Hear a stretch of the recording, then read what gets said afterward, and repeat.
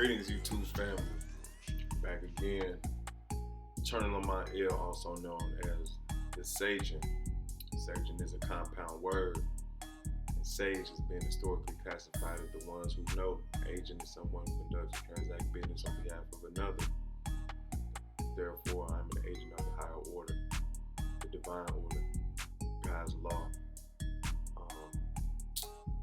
Back again with another video to bless you all's mental, to be able to give you tools to be able to defend yourself against adversarial attacks, specifically in the courtroom or anything dealing with legal matters.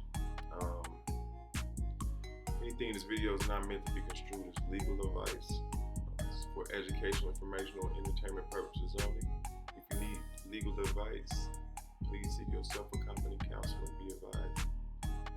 Without further ado, let's get started. And today, the subject of discussion, the subject matter, is going to be maxims of law.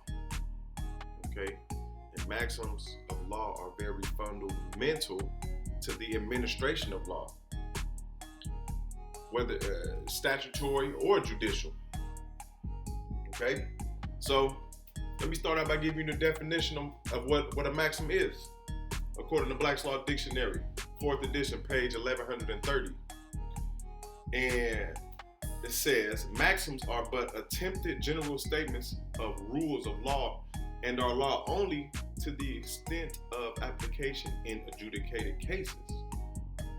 An established principle or proposition, a principle of law universally admitted as being a correct statement of the law or as agreeable to reason. Coke defines a maxim to be a conclusion of reason. Okay? A maxim is a proposition to be of all men confessed and granted without proof, argument, or discourse.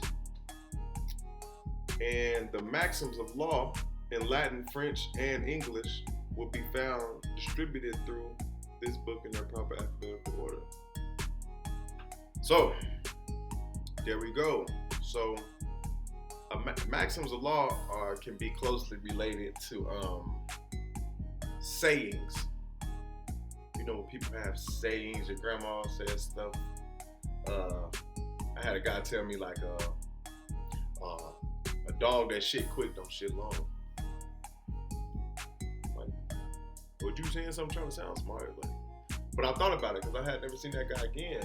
And when I did see him again, I was confused as to what he was trying to tell me. And at the time I was younger, and he broke down what he meant by saying that, and what he meant by saying the dog that shit quick don't shit long. That mean he said, "Hey man, you can be in the streets, but you don't have to be in the streets." He said, you can do what you got to do. You don't have to be outside all day, out in the public and want people to see your face. Man, handle your business and get out the way. So that can be likened to a maxim. It's with somebody they say one thing, telling you another. You see what I'm saying? So right now, in this video, we'll just be discussing 10 maxims of commercial law. And that's whether commercial in common law or commercial out in the public arena. So, let's get started with the first one. Okay, in the laws of commerce, the eternal and unchanging principles of the laws are, and these 10 are 10 of the most important in regards to the situation that ones will be facing going into these de facto courts of incompetent jurisdiction. You see what I'm saying? Because some people have questions like, well, where do I start? What do I study? The simple things in law is what we study, because the simple principles and laws will open doors to the more technical and complicated areas of it. So no matter what it is, everything in life is based on unchanging law, and the law does not err. The law don't mess up. These humans and their statutory law is abortions and miscarriages of justice day in and day out. But God law, never changes. God's law never changes. And guess what? The Almighty creator of the universe is not outside the law. God is bound by the law as well. Because if God acts outside the law, everything must cease to exist. The law is in effect whether you see it or not. Let me bring that to your attention. If you jump off the ground, what's going to happen? You're going to fall back to the ground. The law of gravity is in effect. So, one thing I need my young students, my young people, whoever it may be, no matter what your age is, I need you to comprehend, understand, overstand, and understand that just because you can't see something doesn't mean it is not working upon you. That doesn't mean it's not affecting you. Okay? My Muslim brothers, the ones who really on their deen, they pray 5 times a day. But just because I don't see this man pray 5 times a day doesn't mean that he didn't pray 5 times a day. That's the point I'm trying to illustrate. Just because you don't see it don't mean it's not going on. Comprehend? So, when you're studied and your eye is open, you see things without being told this is what it is. If you was in a trial right now and the opposition was leading the witness, would you know how to point that out and object to it? Huh? Yesterday I said a maxim of law. I said in my last video, he who fails to assert his rights has none. That's a maxim of law. So if you don't know what's going on when you see it, then you're gonna miss the bus, man. Bus came, you just missed it. Sir, so at 9:30 in the morning, you were going to the victim's house and did an objection. He's leading the witness. That's why they always, for the sake of convincing you to not represent yourself because they want to force their barristers on you, their attorneys, they employ all types of tricks. Well, they say a man who represents himself has a fool for a client. Okay, I'd just be a fool. Because I'd be a fool to let an officer of your society represent me, which he can't. We do not share the same nationality. I would be a fool to be judged and carried by a jury of peers of your society, because the juries are chosen and selected from a pool of registered voters. And registered voters are United States citizens, corporate registered crap. Huh? I'm a Moorish national. I cannot be judged or carried by any jurors of your society. You said a jury of my peers. My peers are other nationals. So do your research. And when I see people coming here, 9 times out of 10, 8 times out of 10, they're going to have melanated skin and be of a descent outside of a corporate fiction. Understand, overstand. So, the first one we have here, and they kind of out of order, but we're going to put them there. A workman is worthy of his hire. That's a maxim of law. A workman is worthy of his hire. The authority to that is in Exodus chapter 20, verse 15, Leviticus chapter 19, verse 13, Matthew chapter 10, verse 10, Luke chapter 10, verse 7, 2 Timothy chapter 2, verse 6. And another maxim that is in conjunction with that is that it is against equity for a free man not to have the free disposal of their own property. So, okay, let's reverse it a little bit. A workman is worthy of his hire. Who is a workman? Someone who exchanges their labor for compensation. I say compensation because it's not limited to money. I can come help you cut your grass because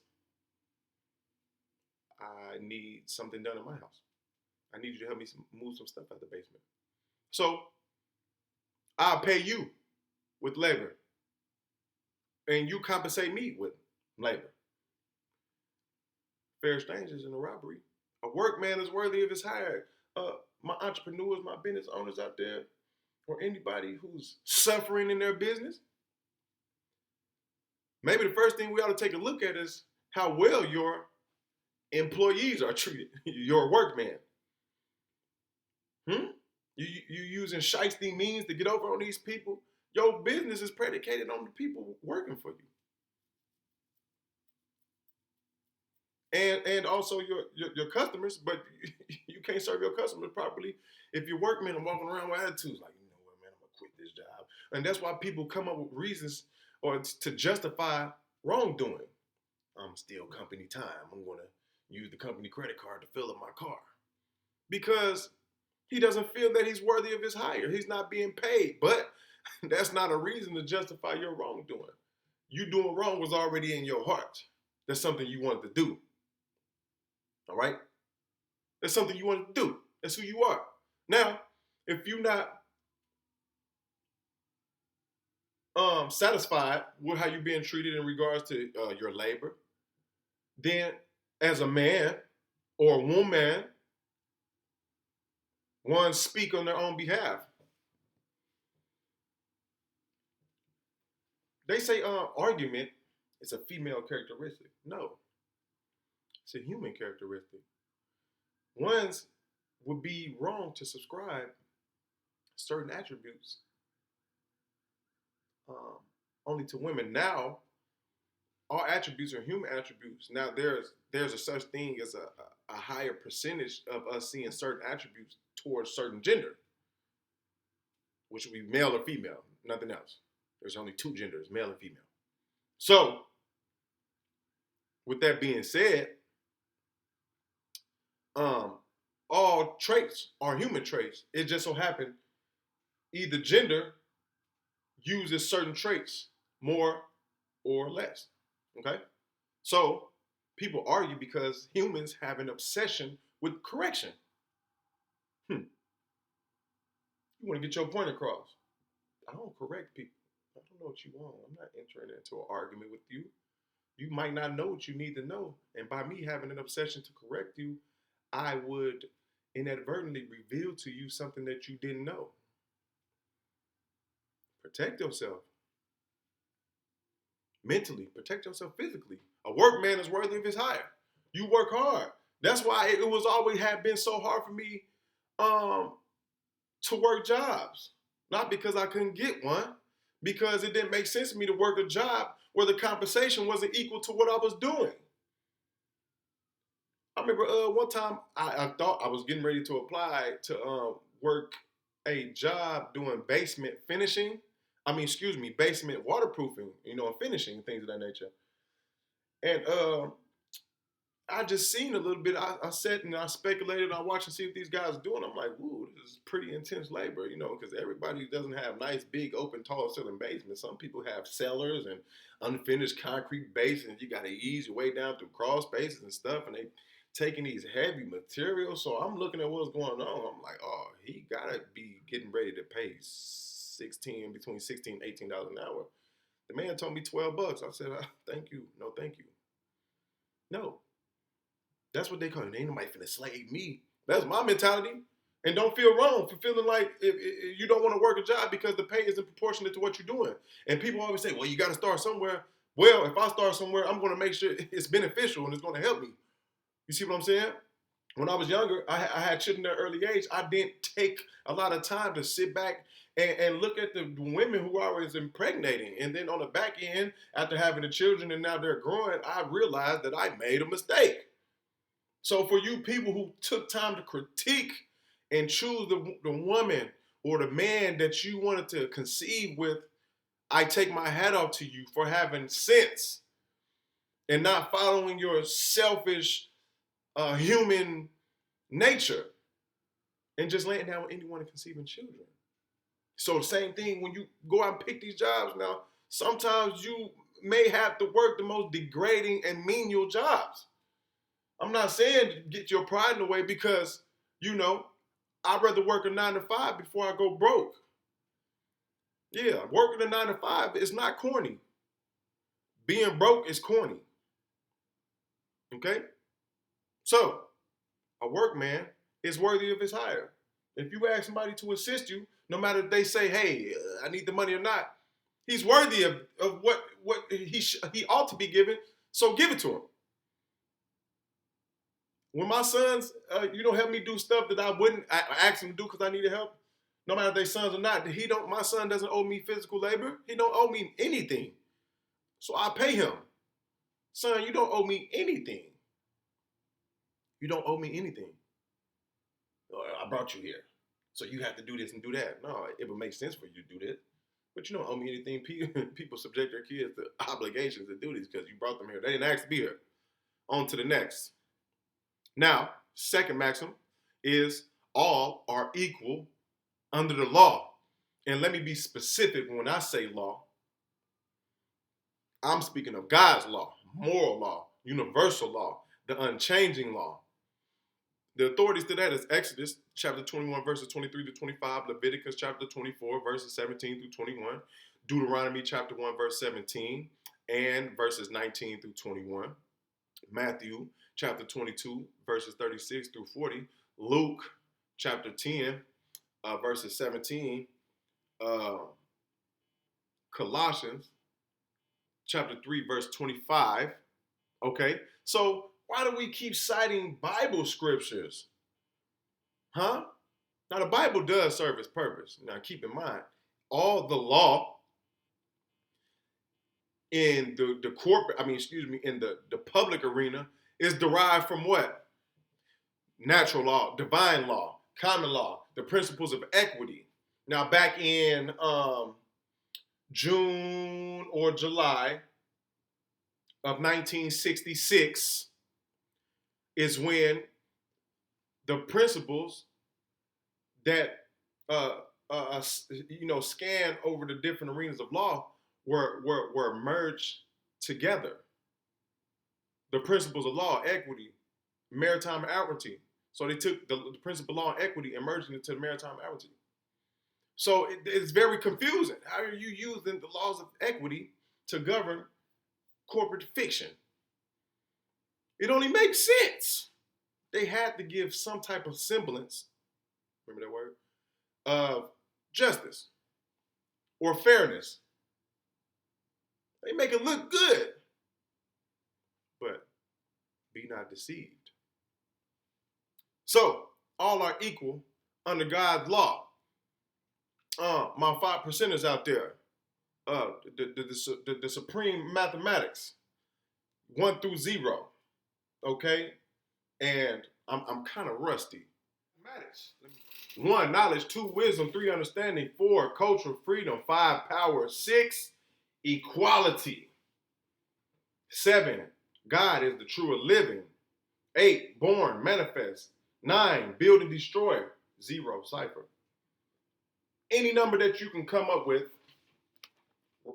can be made from 1 through 9. There is no 10. 10 is made from 1 through 9. 1 plus 9 is 10. All are equal under the law. So according to the 5%ers doctrine, which is universal, equality is to be equal in every aspect, to balance every situation evenly, and to deal with every person, place, or thing with equality. So, all my Libras out there, what is the glyph or the sign, or the symbol that represents Libra? And I give you a hint, it's the only inanimate object in the zodiac, because everything else is represented by either a human form or animal, and the human form being Aquarius. So, what do we get? Scales. The scales of justice. Equality. That's why the lady with the scales represent justice. That's why you see that associated with courts and things of that nature, because they say the scales will balance themselves. The scales will balance themselves, and if scales not balanced, the scales are not balanced, justice cannot be served. So everything must be treated equal. You don't have the right to judge anybody. Who are you? You making fun of people because you got a few more dollars than the next person, but you still a debtor in the mind. You're still poor right here. And you want to be quick to judge somebody else. You will judge somebody else because they don't look like you. You don't treat them equal. You think in order for you to look good and be cool and set the standard in front of your friends that you have to, when we was kids, yeah, we'll get on each other, we'll talk and roast each other, joan each other. That, but we were just having fun. But you got to think about it. One felt that it was better than the next. That's where that equality come from. And if everything was truly equal, there wouldn't be different classes of people. But it has to happen. It's checks and balances because different classes of people represent a different magnitude of mentality. The poor man is poor because he feels as if he's a victim. The poor man is poor because he wish not put in the work. He wish not to put in the work that he needs to get out of his position. So you cause the degrees of separation from you and others. But everyone is treated equal under the law. No one is above the law. Commerce, by the law of nations, ought to be common and not to be converted into a monopoly and the private gain of a few. Now, for that to be a maxim, we see that the actions of these people is nowhere in line with this. Why? Maybe because it's divine law and it represents everything that they go against.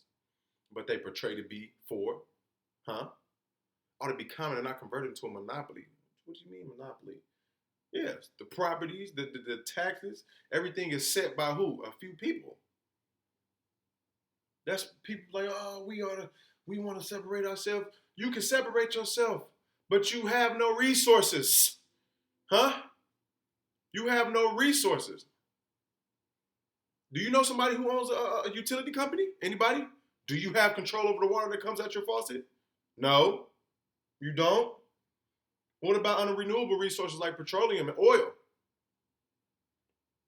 Are you digging for gold in your backyard? Are you mining oil out of your backyard or coal? Petroleum? Do you have access to these things? Whatever you don't have, are you able to contract with other nations? No. That's why it's a monopoly. Okay. On to the next. In commerce, truth is sovereign. Okay? Exodus chapter 20, verse 16. Psalms chapter 117, verse 2. John chapter 8, verse 32. 2 Corinthians chapter 13, verse 8. A legal maxim is also to lie is to go against the mind. An oriental proverb is of all that is good, sublimity is supreme. To lie is to go against the mind. That sounds real familiar. And I'm going to keep this on the I statement here. I used to lie to myself to make me feel better about being a POS.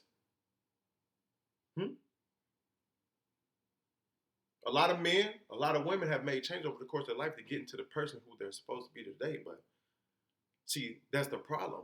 When you try to move up and change things, the people who are around you always have the old you, the old version of who they knew you to be stuck in their heads.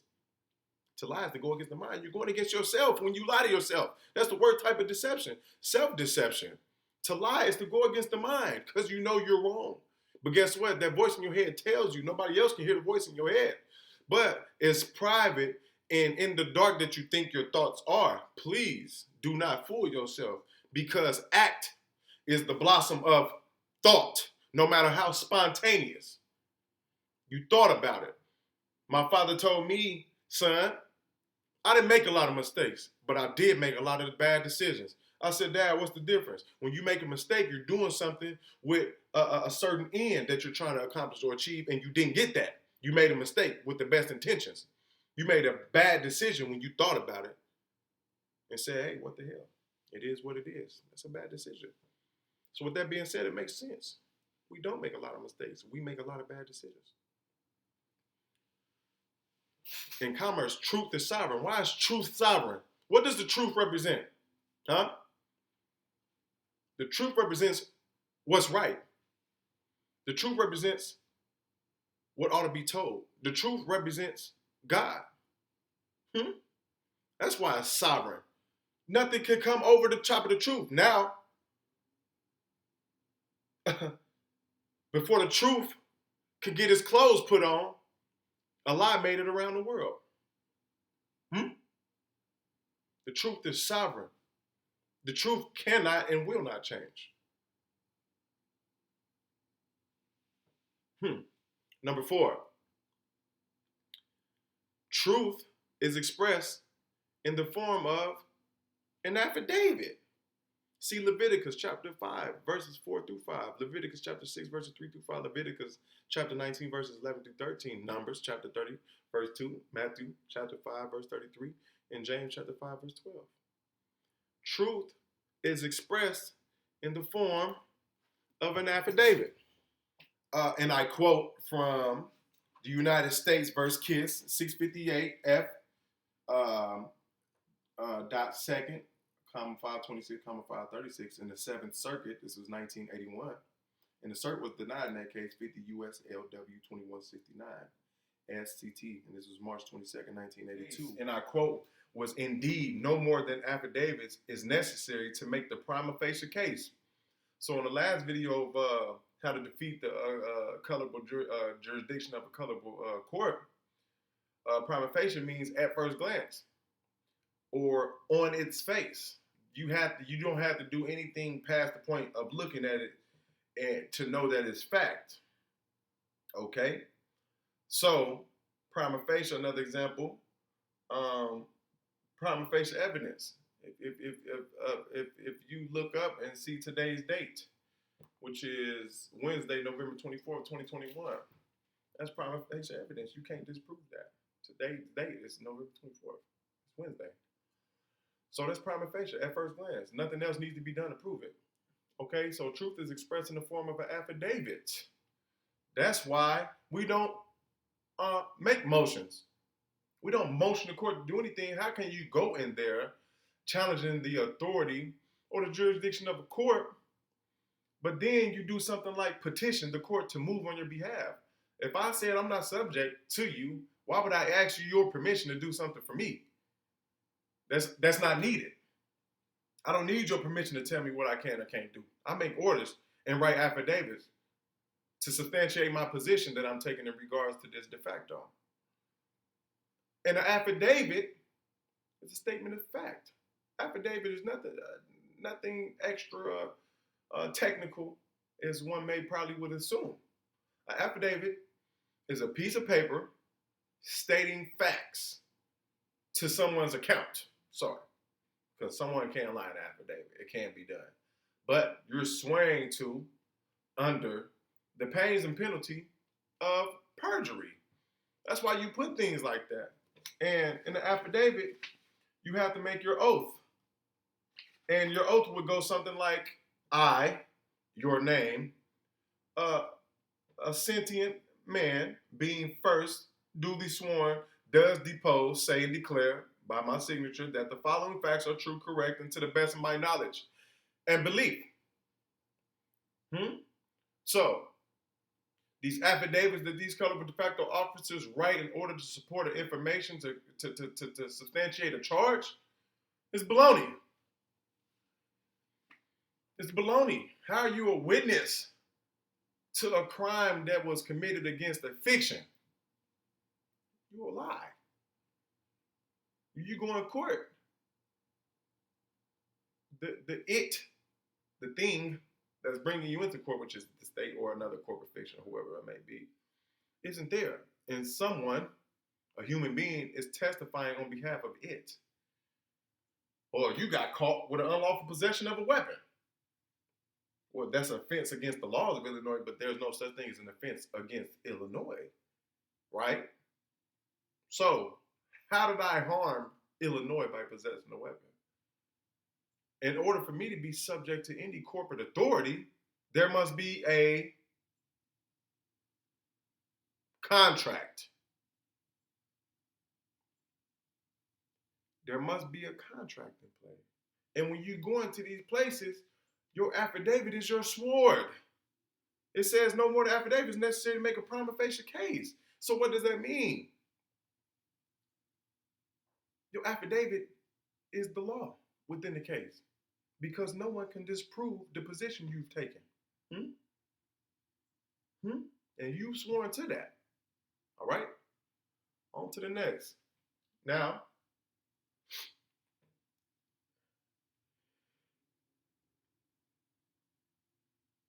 a matter, number 5, a matter must be expressed to be resolved. Ooh, a lot of people got problems with that. Don't you? See Hebrews chapter 4, verse 16, Philippians chapter 4, verse 5, Ephesians chapter 6, verse 19 through 21. Okay?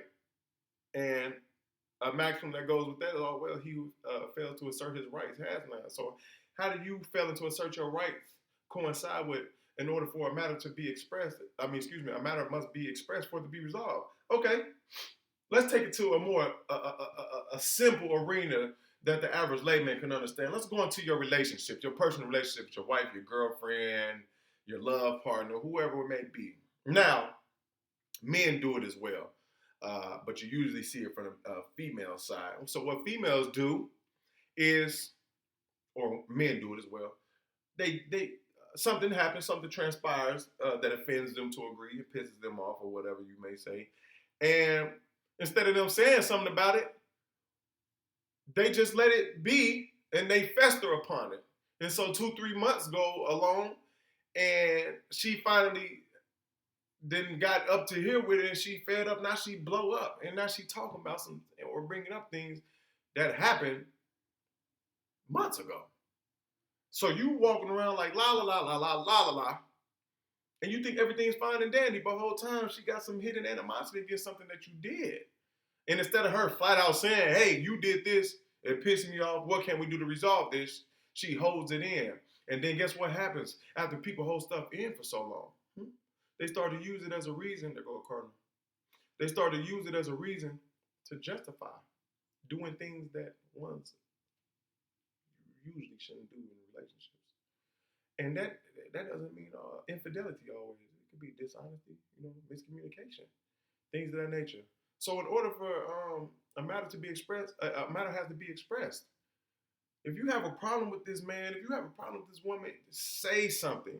Because if you don't, he who fails to assert his rights has none. And so what have we learned over the course of our studies? We know if you don't raise it, you waive it. If you don't say nothing about it, obviously, in the psyche of the person who you haven't said anything to, they don't perceive anything. They don't perceive that you're mad or a problem. Some can see it. They'd be like, oh, hey, what's wrong? And guess what you'll do? You're going to lie and say, oh, nothing. And you want somebody to be a rocket scientist or a telepathy expert and look into your mind and see what you're thinking. And you want them to resolve it. And when they can't, you're upset about it. One of the most powerful things I heard in regards to relationship is that expectations is premeditated resentment. Because they say put not your faith in man. So if you're expecting things from people and they don't come and meet your expectations, you resent them. But you knew before you placed these expectations on this person that there was a probability, even if it wasn't high, that they might not come through. And with you knowing that, you still went ahead and did it. So whose fault is it that you're mad? You, because you set yourself up to get let down. Excuse me. All right? Now, that's very simple. He who fails to assert his rights has none. If you don't raise it, you waive it. On to number 6, man. An unrebutted affidavit stands the truth as commerce. Okay? 1 Peter chapter 1, verse 25, Hebrews chapter 6, verses 13 to 15. And let's go ahead with a maxim that coincides with that. He who does not deny admits. Does that not sound the same as he who fails to assert his rights has none? He who does not deny admits. Does that not sound like tacit admission? Does that not sound like tacit procreation? You owe me $200,000. Does that not sound like tacit procreation? He who does not deny admits. Oh, turn to my L. What are you talking about? I owe you $200,000. Hey man, I'm on to the next thing. You ain't rebutted. So guess what? You owe me 200 grand, man. He who does not deny admits. Something simple. What does that sound like? An administrative process, maybe? Yeah. Let's just say you living in my neighborhood, okay? Your house is trashed, the shutters all falling off, you got a swimming pool in the back, it needs to be covered up, it's full of water, it's nasty, your gate is broke, and it looks terrible, your grass is high, it looks terrible, it's a hazard to the community. So guess what I do? I go over there, I cut your grass for you, I fix the fence, I put a cover on the pool, and I send you a letter through certified mail saying, hey, here's the invoice. I went and performed this labor on your property. I cut your grass, fix your fence, and put a tarp over the pool. You owe me $600. Okay. Now, as a stipulation of this contract, I will also put in there, if you fail or remain silent in regard to this matter, you give me the right to foreclose on this property.